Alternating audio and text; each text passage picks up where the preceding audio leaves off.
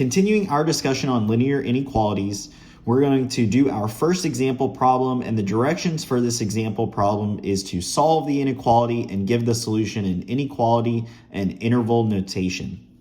So you can tell this example problem is an inequality because of the less than sign in the center of the expression. So the first step for solving this inequality is we want to simplify the left and right sides. So we'll go ahead and do that, and you can see here after simplifying the left side by using the foiling tactics and the right hand side by the similar tactics, we have this expression at the bottom, which is negative 2x plus 6, which is less than 5x minus 7. The next step is we want to isolate the terms and simplify. So we're going to move the x terms to one side and the constants to the other. So let's go ahead and do that.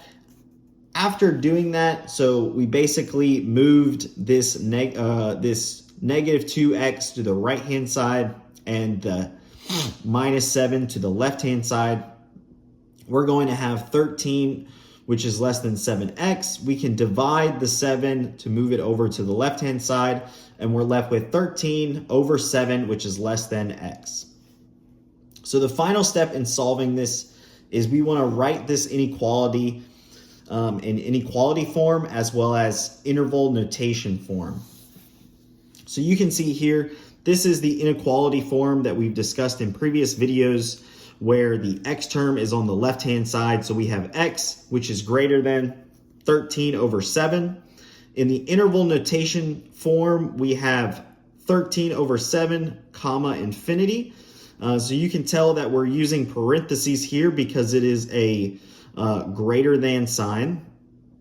And because x is greater than 13 over 7, this means that it can be any x that is greater than this value, which denotes infinity. So any value that is greater than 13 over 7 is going to be included in this solution set. The way we can graph this is by plotting out a line graph and denoting the 13 over 7 as our first point, drawing a parenthesis to showcase that this value is not included in the solution set, and then drawing the arrow to show that all x values greater than the 13 over 7 are a solution to this example problem.